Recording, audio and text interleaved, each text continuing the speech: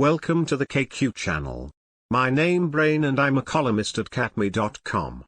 If you are feeling lonely as you are looking at this video, you are not alone. The reason why I put this video is that I know what it is like. Loneliness is a topic that is very close to my heart because I have been through the depths of empty, meaningless feelings many times, and I am not new to that kind of feeling. I have felt every gripping moment of it. The long hours, which seem like days, the lonely nights where I weep in silence, drenching my pillow salty with tears, the lack of desire to face the next day, and the thought of wanting to end it all. It doesn't matter if you have a girlfriend or boyfriend, husband or wife. No matter how close you are with them, there are parts of you that they just don't understand. The pain doesn't fade after confiding with your best friend, your group of buddies, or even your counselor. Nobody seems to understand you, yet you want them to feel your pain. I empathize with you, I indeed do. But I have good news for all of us lonely hearts out there. I have survived through, and I can solve it if not ease the pain at least. My stories telling in this video aim to accomplish a few things. Understanding the theory behind loneliness to better understand yourself. Understanding the feelings associated with loneliness. Developing a healthy feeling of love to help you overcome problems. Practical steps to break the lonely cycle. Replace the feeling of loneliness with healthy thoughts. I sincerely wish that you will be better at coping with loneliness after viewing this video till the end. Even if you don't feel lonely, maybe you know someone who is. Use this information to help them and make their world a better place. Let's talk about that now. Everyone in the world has felt this emotion one time or another. But, unfortunately, especially in these times of rapid technological growth, the feeling of loneliness is rapidly increasing. Firstly, we must clarify what loneliness means. Loneliness is an emotional state. This is a state where people experience a disconnection from people around them and a deep feeling of emptiness, which renders their present company around them meaningless. That person could be in a big crowd, or by him/herself, married or single, young or old. As a result, they find it very hard to connect with others and experiences emancipation from meaningful relationships. This is not to be confused with being alone. Being alone does not equate to being lonely because, sometimes it is suitable for a person to be alone. It could be very refreshing at times as the person can refresh, recuperate, and rediscover the part of our lives. What are the common symptoms of being alone? If you are watching this video, I bet you might be feeling one of these symptoms. You think your problems are so unique that other people do not understand. As a result, you feel that other people in the world have friends and you don't. You feel incredibly self-conscious in everything you do. You feel that when you do something wrong, you get highly embarrassed. When you are in a crowd, you feel drowned by their voices. You feel disconnected from the crowd even though you are with them. Feeling shy and scared of others. Experiencing low self-esteem. Feeling angry, defensive, and critical at everything even if it is not directed at you. Afraid of strangers and refuse to engage in a hearty conversation. Being convinced there is something wrong with you. Feeling anxious and sad, believing no one knows how miserable/isolated you feel. Losing your capacity to be assertive, feeling invisible. Refusing to accept change and don't want to try anything new. Feeling as though nothing else matters and contemplating suicide. Ever had that feeling that your wife or husband doesn't understand you? Your spouse or significant other is right beside you, yet it doesn't fill that gap. Many people may surround you, yet their company drowns you deeper into loneliness. People feel that way because we are all unique and different. You see. No one in the entire universe will have the same personality, ideas, way of life, and needs as you. None. Not even twins. How can anyone fulfill all those needs to cater to every individual? A quote from the Bible says, "If I try to remove the speck from my neighbor's eye, I must first remove the plank from my eye, then I can see clearly before I attempt to clear his mark." How does this apply? By understanding that other people are not obliged to fulfill our needs, we somehow learn to expect less from others, and it eases the pain because we stop expecting more from others. We know to accept them better and judge others less, so it creates the first step to curing loneliness, giving others slack. Remember that we are the sum of the 5 people we spend most of our time with. If you mix with a negative crowd and make you feel down all the time, it is no surprise why you are lonely and negative. It is no surprise that children move out of their homes away from negative parents or stop interacting with specific groups of friends altogether. Don't let the poison drain your energy. Moving forward. How does the agony of loneliness seem to penetrate the hearts of men and women throughout the world? Even superstars who have been the icon of generations and admired by millions feel unfulfilled, for example, Janis Joplin, Kurt Cobain. The feeling of loneliness is radically due to the failure of man in loving others. The symptoms of loneliness magnetize the effects of the pain to the extent that it forces the focus of attention more on ourselves and creates a self-preoccupation that creates an obstacle to love others. Ever had a stomachache?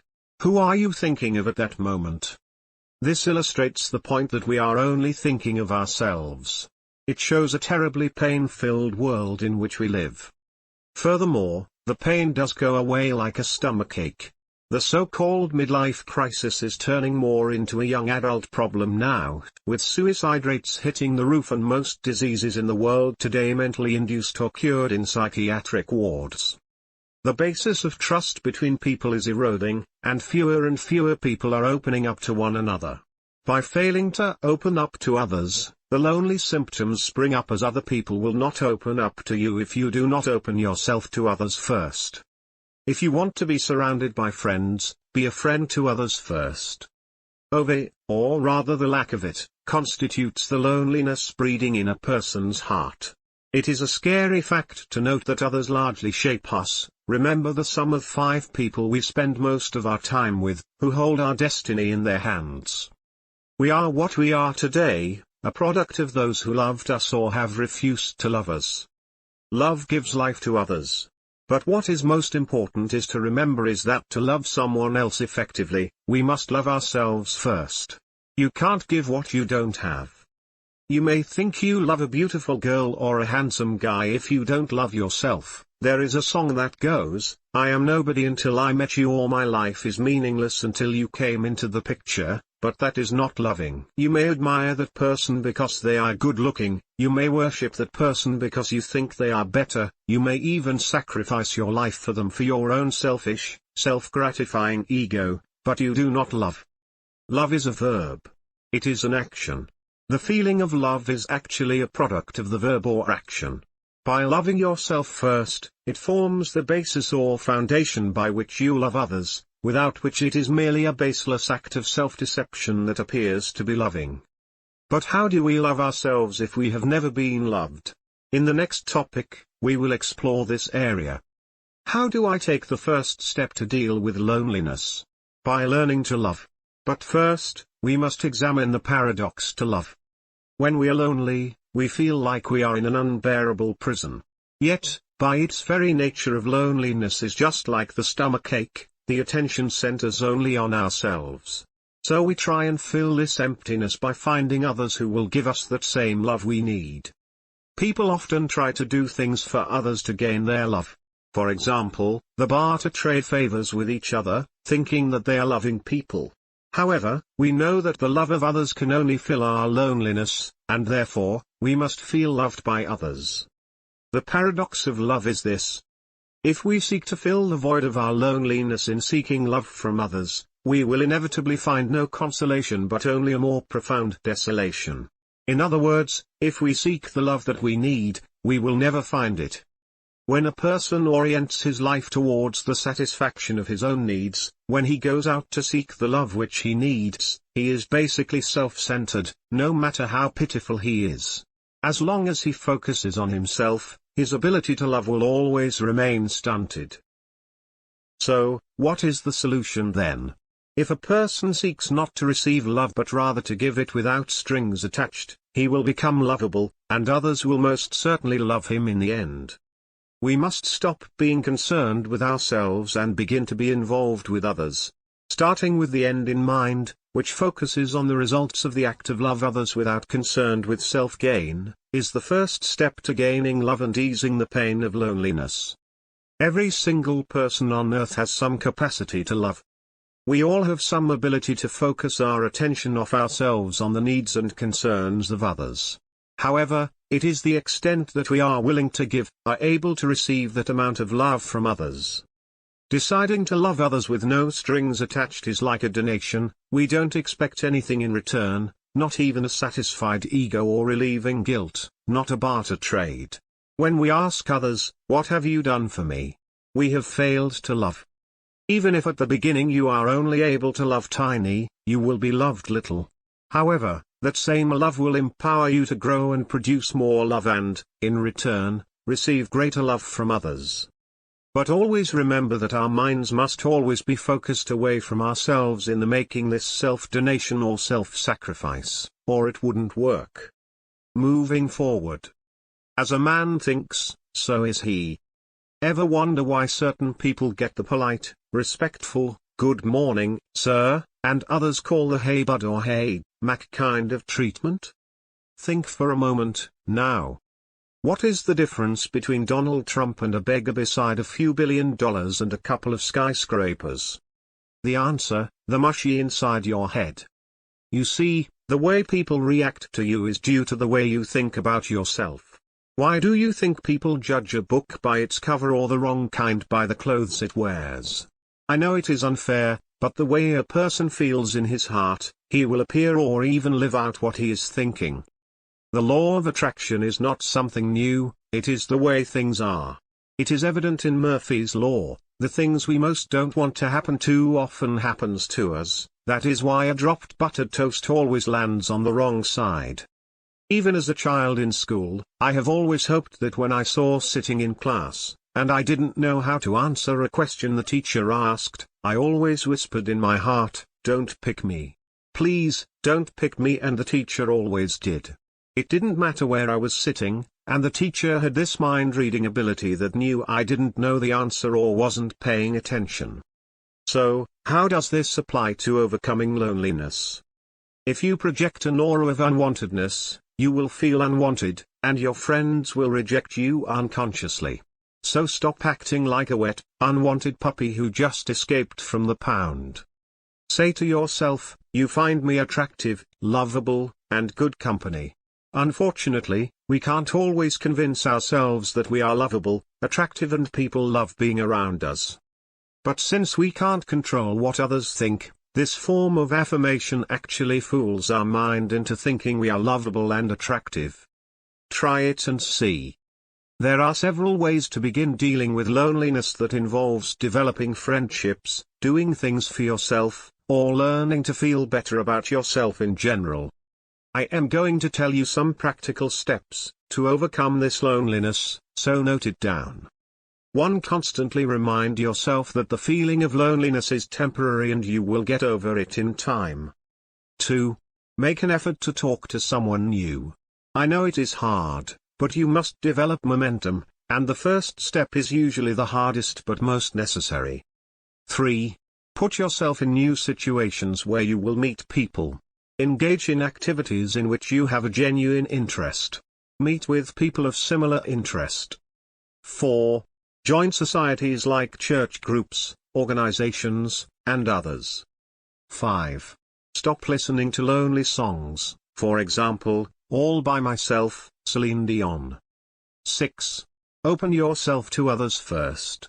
Don't expect people to share their problems with a closed person. 7. Don't judge new people based on past relationships with older adults. Instead, try to see each person you meet from a new perspective instead of being judgmental. 8. Intimate friendships usually develop gradually as people learn to share their inner feelings. Don't rush into intimate friendship by sharing too much or expecting that others will. 9. Don't just seek romantic relationships. Platonic or even casual buddies can be highly satisfactory. 10. Lead a well-balanced life. Never neglect good nutrition, exercise, and sufficient sleep. One of the leading causes of depression that leads to loneliness is the lack of those things. 11.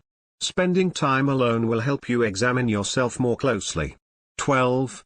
Don't be a parasite to your friends. If you seek them for compassion and sympathy, they will be there for you. But if you repeatedly drone over and over about your problems, it becomes a nuisance, and your friends will at best just entertain you. 13. Reflect back on good memories and count your blessings. 14. Learn a new skill. Success in achieving something will make you feel good about yourself. 15. If you have long-term depression, it is not wrong to seek medical advice.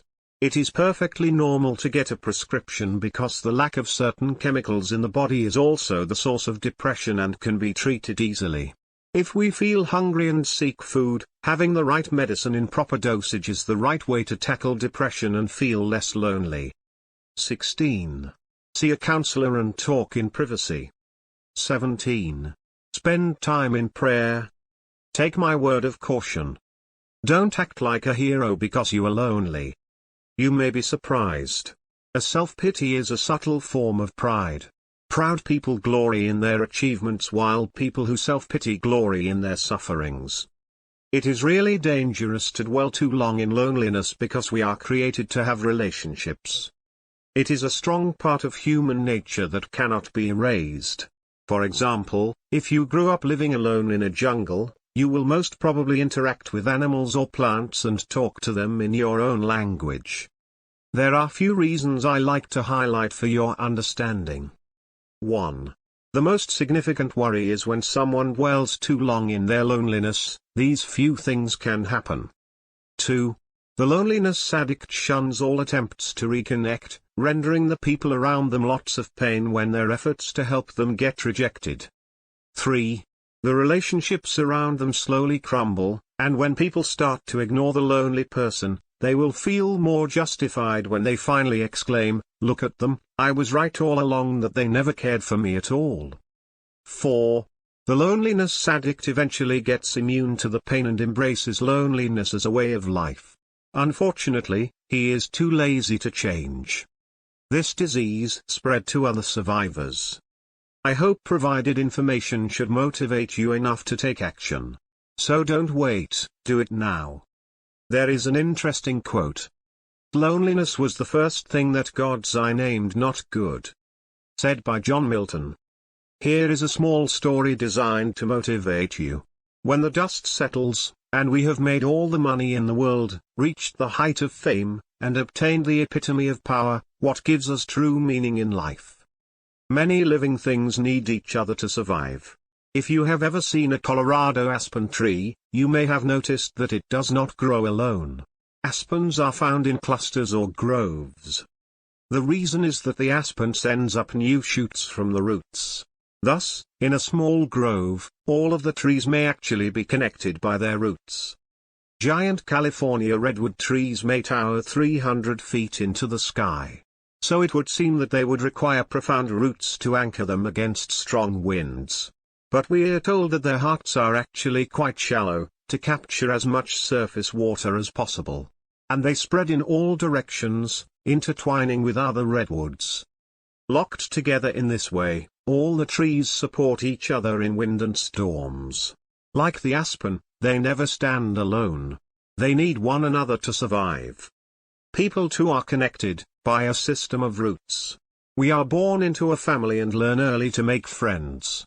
We are not meant to survive long without others. And like the redwood, we need to hold one another up. When pounded by the sometimes vicious storms of life, we need others to support and sustain us. If you have been going it alone, maybe it's time to let someone else help hold you up for a while. Or perhaps someone needs to hang on with you. This all for now. I hope you like the video, and if you want me to make such more videos in the future, please subscribe to our channel and like the video. Bye for now and take care.